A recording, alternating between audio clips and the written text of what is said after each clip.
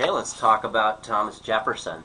So for Thomas Jefferson, in Concept 3, we're going to discuss the arrival of principles and contributions of Jeffersonian democracy and the conditions, as stated by Jefferson, necessary to preserve such a democracy.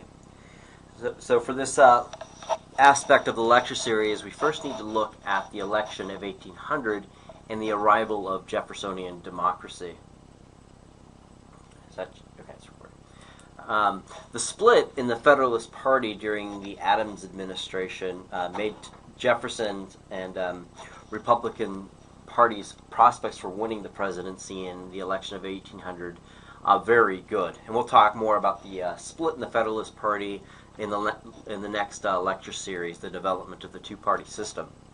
The Republican caucus named Thomas Jefferson as their presidential candidate and Aaron Burr for vice president, while the Federalists supported John Adams for president and C.C. Pinckney for vice president. The final vote for Pinckney was 64, 65 for Adams, and 73 for Jefferson and Burr. Because of the unexpected deadlock between Jefferson and Burr, the House of Representatives had to decide the election. So according to the Constitution, voting was done by states, one vote each state, not by individuals. Thus, 9 of the 16 states were needed to win. The House of Representatives was controlled for several more months by the lame duck Federalists, who were eager to elect Burr because he was from New York. They felt he would represent their interests more than Jefferson. Also, Burr would not step down, as he was hoping to pick up the presidency through the back door. Finally, on the 36th ballot of Jefferson captured the presidency due to the failure of the Federalists to make the Republicans accept Aaron Burr. The election of 1800 is significant in American history for 3 reasons. One, the possibility of another such tie was removed by the 12th Amendment of the Constitution in 1804, which required the electors to vote on separate ballots for president and vice president. Jefferson later claimed that the election of 1800 was a revolution comparable to that of 1776. But in fact, it was no revolution in the sense of a massive popular upheaval or an upending of the political system. What could be said that was revolutionary about it was, though, the peaceful and orderly transfer of power on the basis of an election whose results all parties accepted, without the use of violence. This is considered a remarkable achievement by any country in this time of history, as comparable developments would not take place in Britain for another generation. The most important result of the election of 1800 and Jeffersonian Revolution was only in a change in the government's attitude toward the people. The Federalists openly advocated government by the rich for the rich. Chief Justice John Jay said it best, quote, "Those who own the country ought to govern it," unquote. Let the rich rule, insisted many Federalist leaders, for they had the leisure to study the problems of governing. They also enjoyed all the advantages of intelligence, education, and culture, so they would presume. The Republicans, on the other hand, advocated government for the rich, but for the interest of the common person. However, Jefferson did not advocate giving every adult white male the vote. He favored government only for those men who were literate enough to inform themselves of the problems of society. But he had a profound faith in the reasonableness and teachableness of the masses and their collective wisdom when properly taught. Because of his republicanism ideas, the common person could identify with Jefferson and the new government more than his predecessor, John Adams. Jefferson's presidency, especially his skillful guidance from Congress, demonstrates his brilliant performance as a leader. This can be seen by his attempt to cultivate programs in the public interest that truly transcended party lines and helped build a national identity. Also, in foreign affairs, when he was forced to deal with challenges from foreign countries, Jefferson proved to be a strong nationalist. Thus, the importance of Jefferson was his ability to adjust to his strong sectional and personal philosophy for the good of the nation when he became aware of such adjustments were necessary. So his pragmatism was an essential ingredient in helping this country become a nation in reality, not just a name. The secret of Jefferson's success with the common person was that he appealed to and expressed America's better self.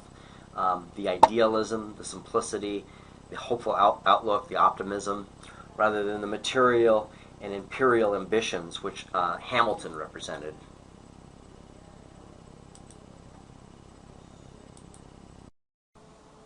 So now we want to take a look at Jefferson's Louisiana Purchase and show how there was very little change from that of his Federalist predecessors in his domestic, foreign policies and in his interpretation of the Constitution.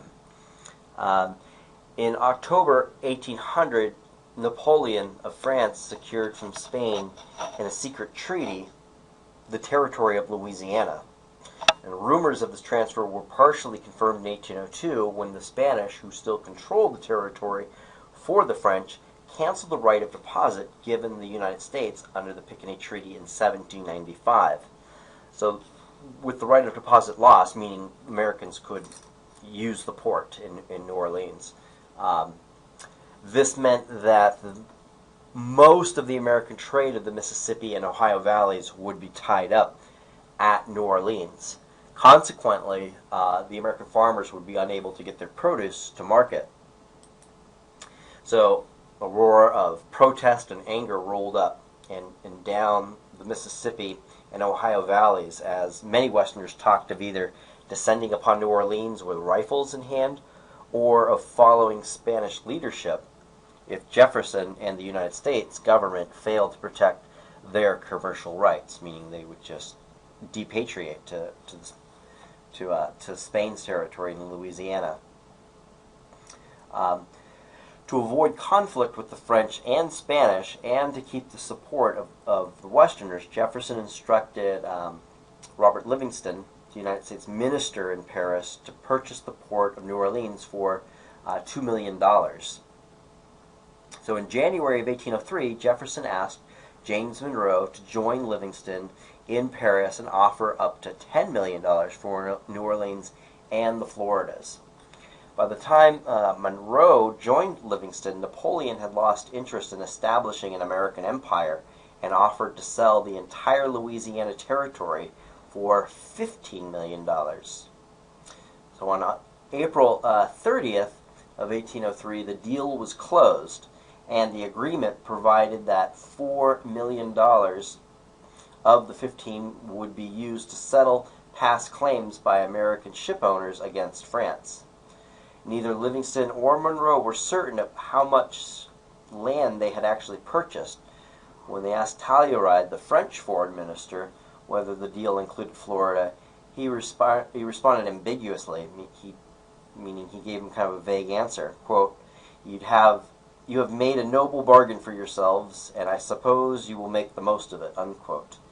Even at the moment, Livingston realized the transaction would alter the course of American history. Quote, from this day on, the United States take their place among the powers of the first rank, unquote. Napoleon's desire to create an empire in the Americas faded when the French lost the island of Santo Domingo due to military resistance and yellow fever.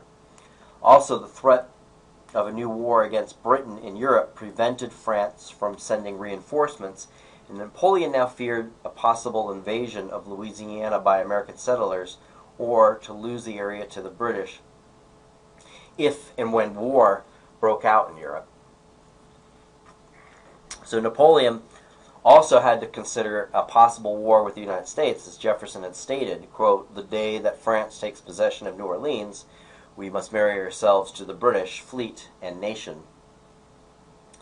So the Constitution said nothing about the purchase of territory by the federal government, and Jefferson felt an amendment would take too long. The territory was purchased by way of treaty. So from this point on, Jefferson could no longer appeal to a strict interpretation of the Constitution. The Louisiana Purchase illustrates Jefferson's pragmatism, and at the same time, it's a contradiction of his own previous political philosophy. But Louisiana was so desirable that Jefferson found it less embarrassing to reverse himself on strict construction than to lose this magnificent treasure, all of Louisiana Territory, for $15 million.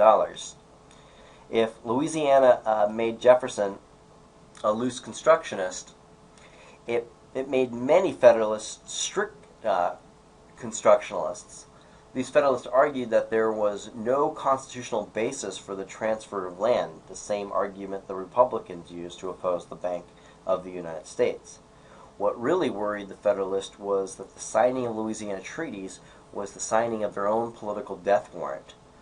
New states would be carved from the new territory that would outvote the 13 chartered states, including Federalist New England.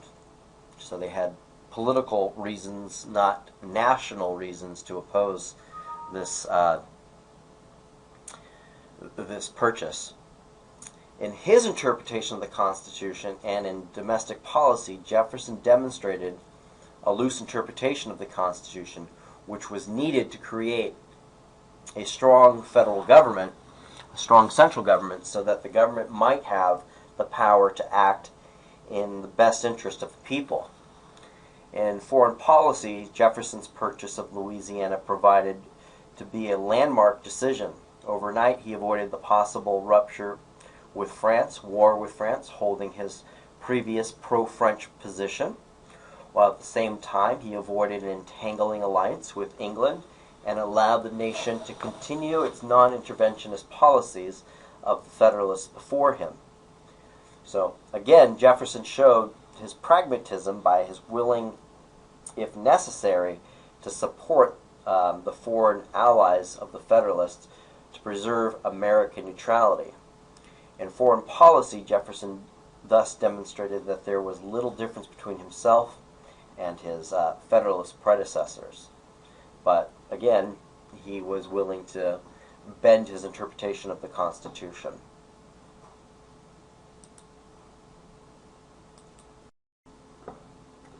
So, now we want to discuss the elements within society that are necessary to create a democracy, according to Jefferson, and show how they compare to those of Andrew Jackson. So, for Jefferson, there were three key elements for creating democracy. There was land, education, and time. So to Jefferson, a republic was a form not merely of political, but also of social organization. It depended upon the predominance in the population of yeoman farmers, basically family farmers who grew enough food to subsist on and had a cash crop that they could take to the marketplace. Each with enough property to value order. The significance of land for Jefferson was American liberty rested on the firm foundation of agriculture. Jefferson found much to admire in America's rural life, which avoided the evils of the European economic system. American cities were small and thus contained no great factories, and therefore no oppressed laboring class, or relatively no oppressed laboring class among their residents when you compare them to European cities.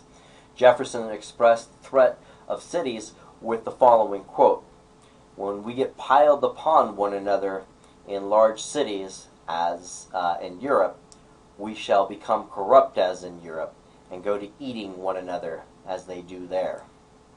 So he was foreseeing the film Walking Dead, I suppose. An abundance of land was a guarantee that no worthy person need ever become dependent, because he could always find opportunity in the empty spaces of the country. Go west, young man. Hence, the general public could resist the influence of the merchant or plantation aristocrats who might seek economic power and influence over them. So they wouldn't be dependent, according to Jefferson's theory, on the great moneyed interest of the time. The significance of the Louisiana Purchase comes into perspective for Jefferson and the country when viewed with Jefferson's idea of developing an agrarian democracy. Jefferson felt the, quote, valley of democracy, unquote, would always provide elbow room for future generations to pursue their liberties.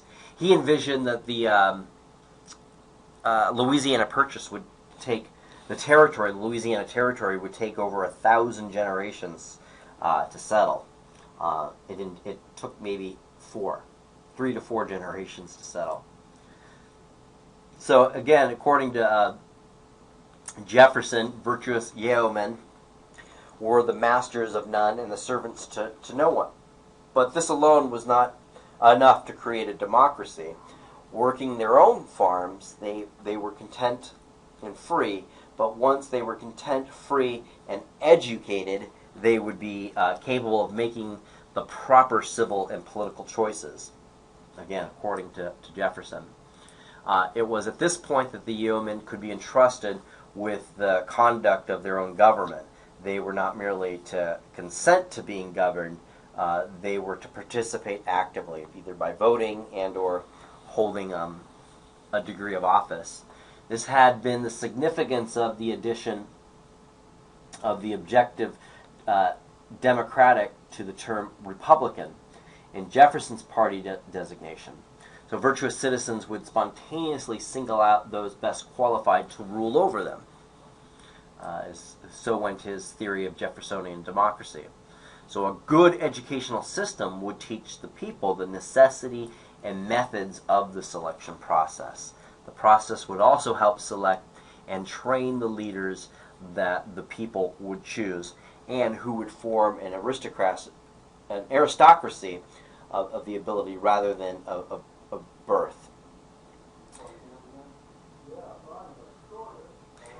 Andrew Jackson was the first president to be elected under Jefferson's formula. Jackson, and we'll talk more about Jackson later, but Jackson typified the ideal of the American man and success story.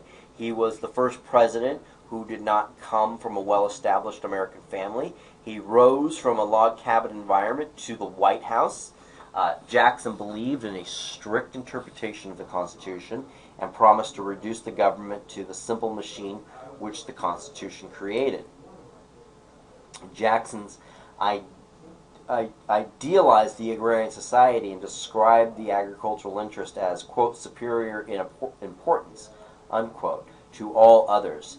So for Jackson and his supporters, they favored state sovereignty, state rights, strict construction of the Constitution, and laissez-faire, hands-off economics, because they hoped for a return to, quote, old-fashioned, agrarian-oriented Jeffersonianism, unquote. For Jefferson, the solution to America's problems was land, education, and time. So all of three were available. Nothing could threaten the security and liberty of society. So time comes in. That's going to take time for people to become educated enough in order to functionally participate in a democratic republic.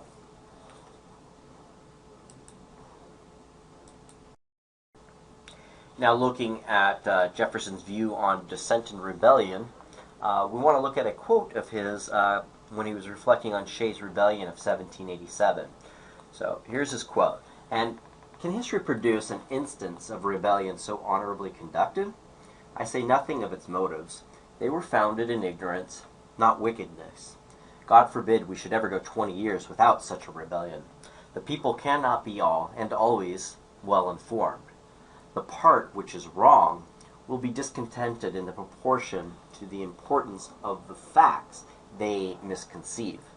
If they remain quiet under such misconceptions, it is a lethargy, the forerunner of death to the public liberty. What country before ever existed a century and a half without a rebellion?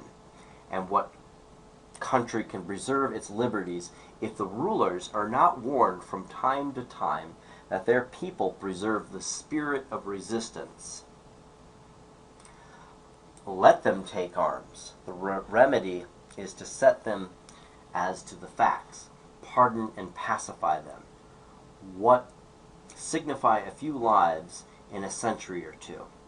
The tree of liberty must be refreshed from time to time with the blood of patriots and tyrants. It is its natural manure. So I want to show a clip from John Adams that somewhat touches on Jefferson's peculiar ideas about the role of government and within society. There is talk of a convention in Philadelphia. They are to discuss a binding constitution. I hope to attend, if only to have an effect on the style of its prose.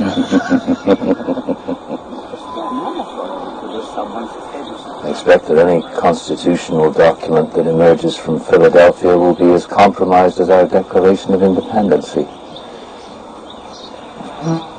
I am increasingly persuaded that the earth belongs exclusively to the living, and that one generation has no more right to bind another to its laws and judgments than one independent nation has the right to command another.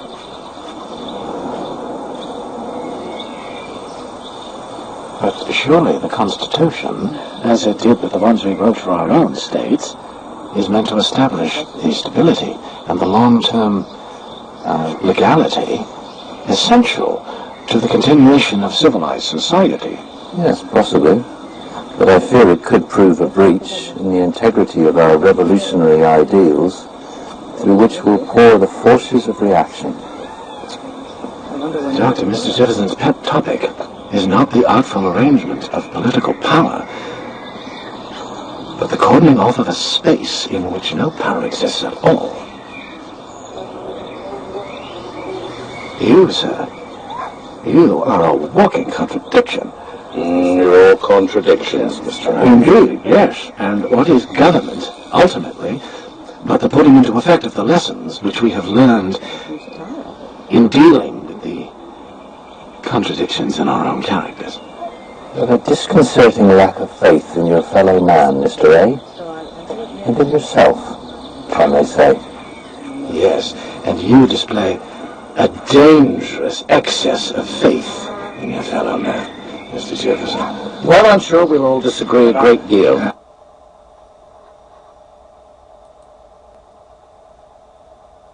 So, for Jefferson, the fact that rebellion exists and is allowed to exist in our society is a sign of the strength of society.